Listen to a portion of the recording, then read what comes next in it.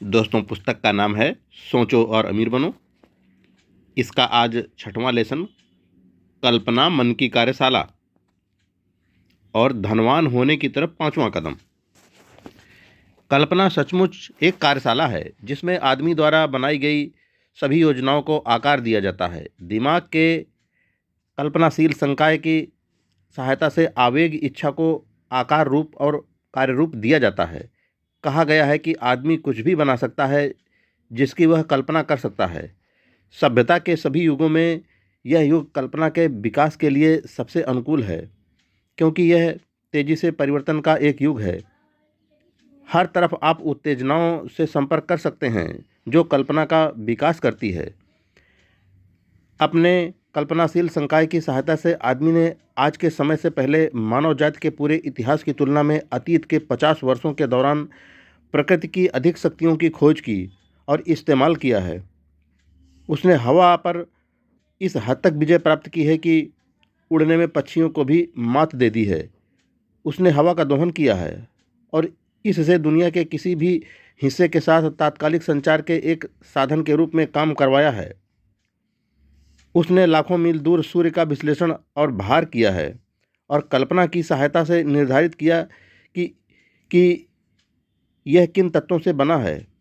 उसने खोज की है कि उसका अपना ही मस्तिष्क विचारों के कंपन के लिए एक प्रसारण और रिसीविंग स्टेशन दोनों है, और उसने इस खोज का व्यावहारिक उपयोग करना सीखना शुरू कर दिया है।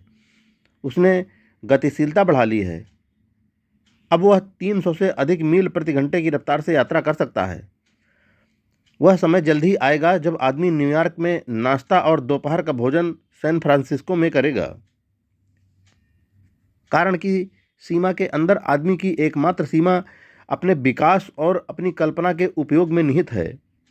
वह अभी तक अपने कल्पनाशील संकाय के उपयोग में विकास के शीर्ष तक नहीं पहुंचा है। उसने मात्र खोज की है कि उसके पास एक कल्पना है और इसे एक बहुत ही साधारण तरह से इसका इस्तेमाल करना शुरू किया है। हेडिंग: कल्पना के दो रूप। कल्पनाशील संकाय दो रूपों में कार्य करता है, एक सिंथेटिक कल्पना और दूसरी रचनात्मक कल्पना के रूप में जानी जाती है। अब सिंथेटिक कल्पना: इस संकाय के माध्यम से आप पुरानी अवधारणाओं, विचारों या योजनाओं को नए संयोजन में व्यवस्थित कर सकते हैं। यह संकाय कुछ भी नहीं बनाता है, यह केवल अनुभव, शिक्षा और अवलोकन की सामग्री के साथ काम करता है जिससे इसे चलाया जाता है। यह उस अपवाद के साथ आविष्कारकों द्वारा सबसे ज़्यादा इस्तेमाल किया जाने वाला संकाय है जो रचनात्मक कल्पना का सहारा तब लेता है जब वह सिंथेटिक कल्पना के माध्यम से अपनी समस्या को हल नहीं कर सकता है। दूसरी, रचनात्मक कल्पना। रचनात्मक कल्पना के संकायों के माध्यम से आदमी का सीमित दिमाग का अनंत ज्ञान से सीधा संचार होता है। यह वह संकाय है जिसके माध्यम से अंतर्ज्ञान और प्रेरणा प्राप्त किए जाते हैं। सभी बुनियादी या नए विचारों को इस संकाय द्वारा आदमी को सौंप दिया जाता है। यह इस संकाय के माध्यम से ही होता है कि दूसरों के दिमाग से विचार कंपन प्राप्त किए जाते हैं। यह इस संकाय के माध्यम से ही होता है कि एक व्यक्ति सुर मिलाकर या अन्य लोगों के अवचेतन मन के साथ संवाद कर सकता है। रचनात्मक कल्पना स्वचालित रूप से काम करती है, बात के पृष्ठों में वर्णित ढंग से।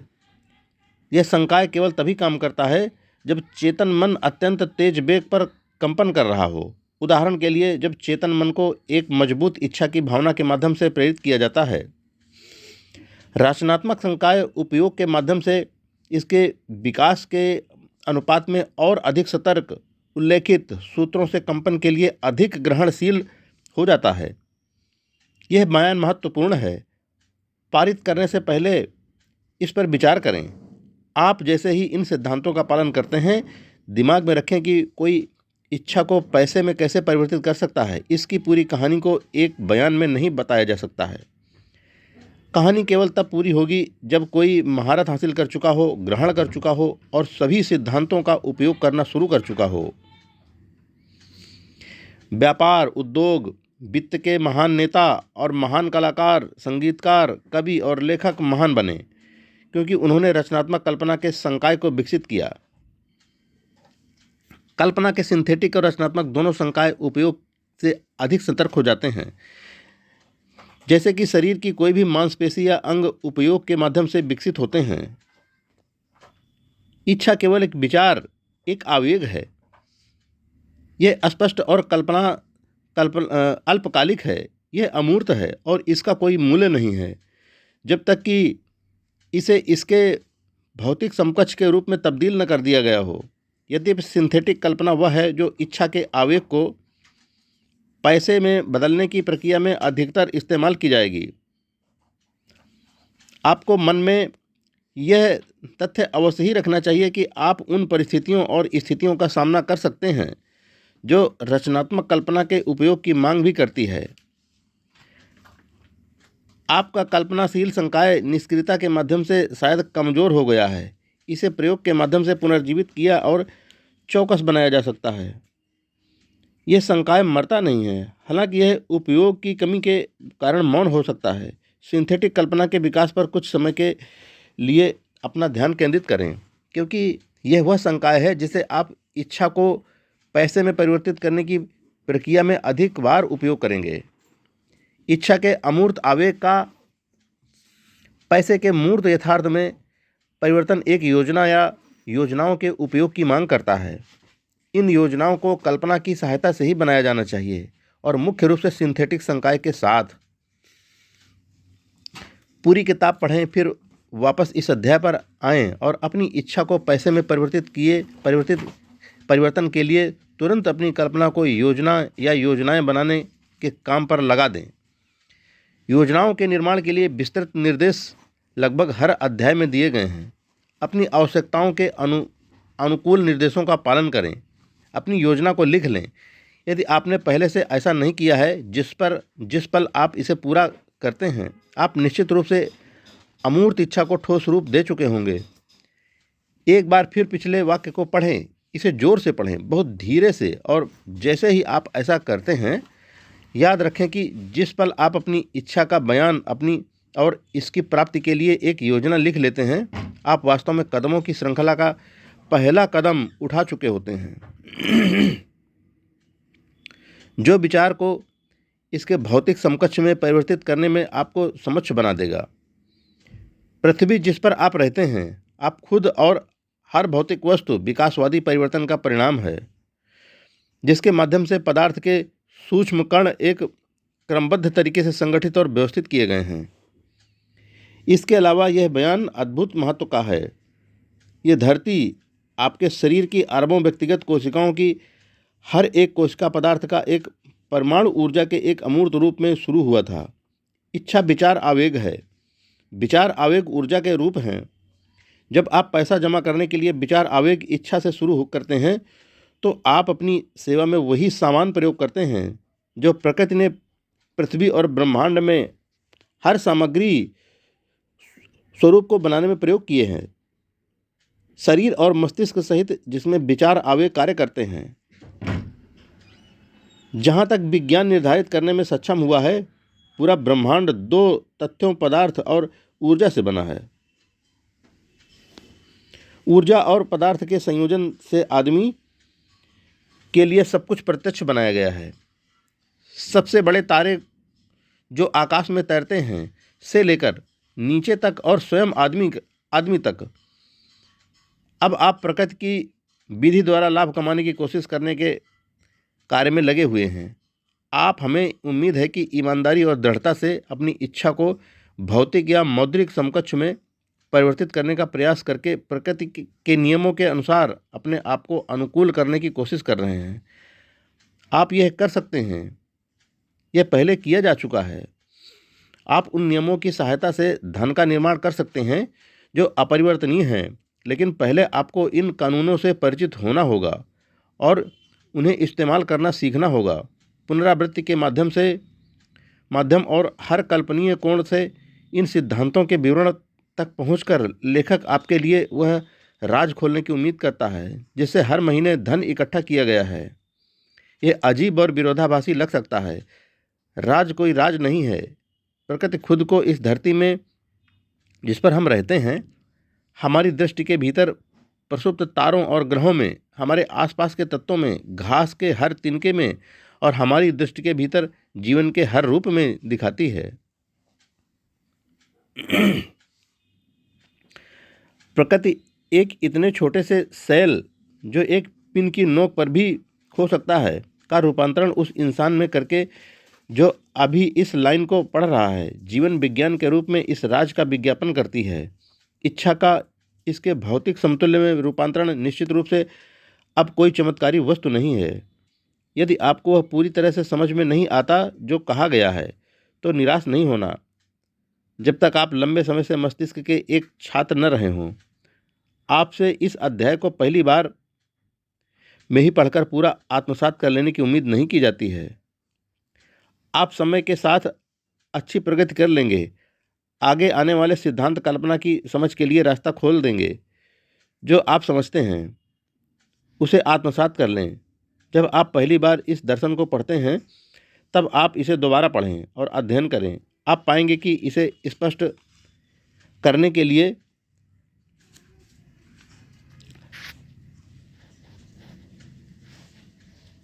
कुछ हुआ है और आपको इस सब की एक व्यापक समझ देगा।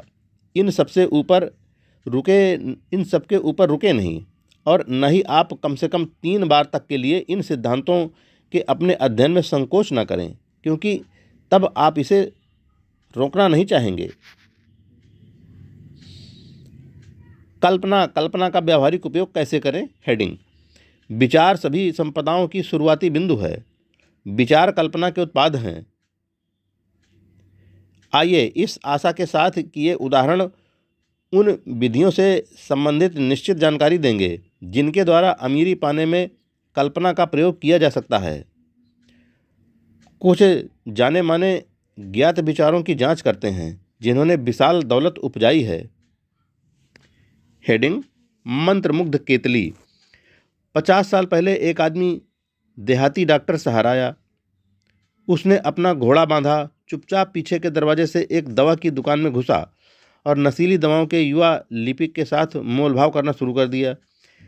कई लोगों को काफ़ी धन की उपज करवाना उसके मिशन की किस्मत में था। स्विल युद्ध के बाद से दक्षिण के लिए सबसे व्यापक फायदा लाना उसकी किस्मत में था।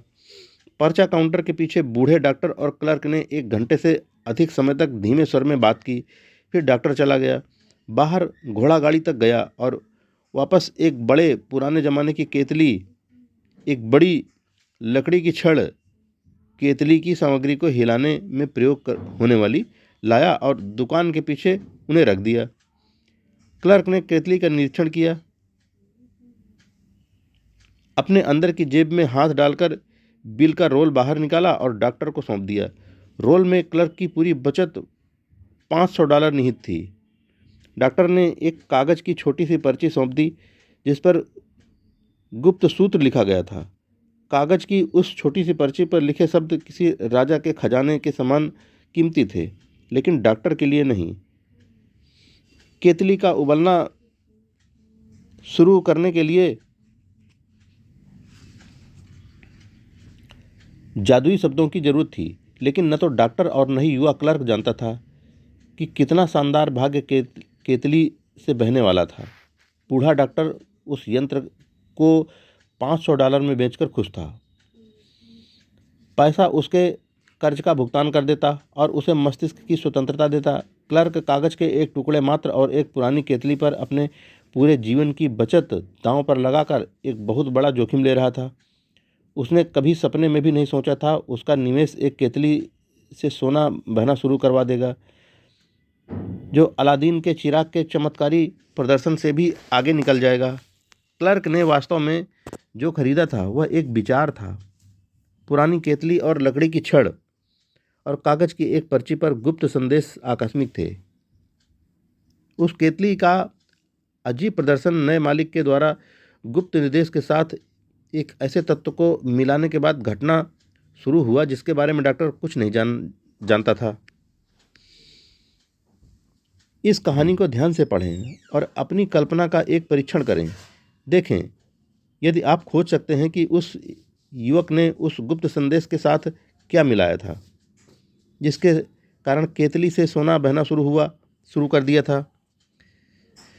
जब आप पढ़ें तो याद रखें, यह अरेबियन नाइट्स की कोई कहानी नहीं है। यहाँ आपके पास कल्पना से भी अजीब तथ्यों की एक कहानी है, तथ्य जो एक विचार के रूप में शुरू हुआ। आइए इस विचार द्वारा उत्पादित किए गए सोने के विशाल भाग्य पर एक नज़र डालते हैं। इसने भुगतान किया है और अभी भी दुनिया भर में उन पुरुषों और महिलाओं को बहुत बड़े भाग्य का भुगतान कर रहा है जो लाखों लोगों को केतली की सामग्री वितरित करते हैं। पुरानी केतली अब दुनिया में चीनी के सबसे बड़े उपभोक्ताओं में से एक है। इसीलिए गन्ना उगाने में, चीनी बनाने और बेचने में लगे हुए हजारों पुरुषों और महिलाओं को एक स्थायी प्रकृति का रोजगार उपलब्ध करा रही है। पुरानी केतली कांच मजदूरों की भारी संख्या को रोजगार उपलब्ध कराते हुए सालाना कांच की लाखों बोतलों की खपत करती है। पुरानी केतली देश भर में क्लर्कों, आशुलिपिकों, कापी लेखकों और विज्ञापन विशेषज्ञों की एक सेना को रोजगार देती है। यह उन कलाकारों के लिए प्रसिद्धि और भाग्य लाई है जिन्होंने उत्पाद का वर्णन करने वाले बेहतरीन चित्रों को बनाया है।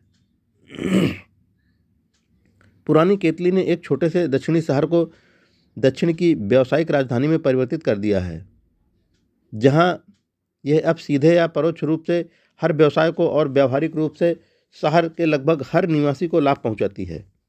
इस विचार का प्रभाव अब दुनिया में हर सभ्य देश को इसे छूने वाले पर सोने की एक सतत धारा उड़ेलते हुए लाभ पहुंचाता है। केतली के सोने से दक्षिण के सबसे प्रमुख कॉलेजों में से एक बनाया और काम में लाया गया है, जहां हजारों युवा सफलता के लिए आवश्यक प्रशिक्षण प्राप्त करते हैं। पुरानी केतली ने अन्य अद्भुत काम किए हैं। पूरी दुनिया की मंदी के दौरान जब कारखाने, बैंक और व्यावसायिक घराने हजारों की संख्या में बंद हो रहे थे और छोड़ रहे थे, इस मंत्रमुग्ध केतली का मालिक दुनिया भर में पुरुषों और महिलाओं की एक सेना को लगातार तेजी से रोजगार देता जा रहा था और उन लोगों को सोने का अतिरिक्त अंश दे रहा था जिन्हें बहुत पहले से ही इस विचार में आस्था थी। यदि पुरानी पीतल की केतली बात कर सकती तो ये हर भाषा में रोमांस की रोमांचक कहानियाँ सुनाती। प्रेम का रोमांस, व्यापार का रोमांस, पेशेवर पुरुषों और महिलाओं के रोमांस जो प्रतिदिन इसके द्वारा प्रेरित हो रहे हैं।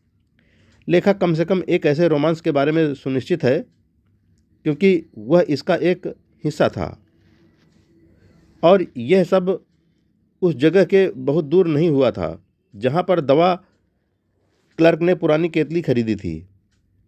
यही वह जगह थी जहां लेखक अपनी पत्नी से मिला था और वही थी जिसने उसे मंत्रमुग्ध कर देने वाली केतली के बारे में बताया था। यह उस केतली का ही उत्पाद था जिसे वे पी रहे थे जब उसने उसे खुद को स्वीकार करने के बारे में पूछा था, चाहे अच्छा हुआ है या बुरा। अब जब आप जान गए हैं, मंत्रमुग्ध केतली की सामग्री एक विश्व प्रसिद्ध पेय है। ये उपयुक्त है कि लेखक स्वीकार करे कि पेय के घरेलू शहर ने उसे उसकी पत्नी प्रदान की। खुद पेय भी उसे बिना नशे के विचार की उत्तेजना प्रदान करता है। इसके फलस्वरूप यह मन को ताजगी देने का कार्य करता है, जो एक लेखक के पास अपना बेहतरीन काम करने के लिए अवश्य होना चाहिए। आप कोई भी हों, कहीं भी रहते हों, किसी भी काम में लगे हुए हों, बस भविष्य में जब भी आप कोका कोला शब्दों को देखें तो याद रखें कि इसका दौलत का विशाल साम्राज्य और प्रभाव एक विचार से आया है और यह कि रहस्यमय तत्व जो दवाई क्लर्क आशा कैंडलर ने गुप्त सूत्र के साथ मिलाया था वह कल्पना था। एक पल के लिए रुकें और इस पर सोचें। यह भी याद रखें कि इस पुस्तक में वर्णित धन के लिए 13 कदम ऐसे माध्यम थे जिनके द्वारा कोका कोला का प्रभाव हर शहर, कस्बे, गांव और दुनिया के चौराहों तक फैल गया और आपके दिमाग में उपजे किसी भी विचार में जो कोका कोला की तरह गुणी हो, इस दुनिया भर की प्यास बुझाने वाले रिकॉर्ड की बराबरी करने की संभावना है। सच में विचार वस्तुएं हैं और उनके संचालन का दायरा खुद दुनिया है। दोस्तों, इस कल्पना का बहुत ही रोमांचक भाग यहीं पर पूरा करते हैं। दोस्तों, अगले भाग में यह कल्पना का लेसन पूरा हो जाएगा। जय हिंद फ्रेंड्स।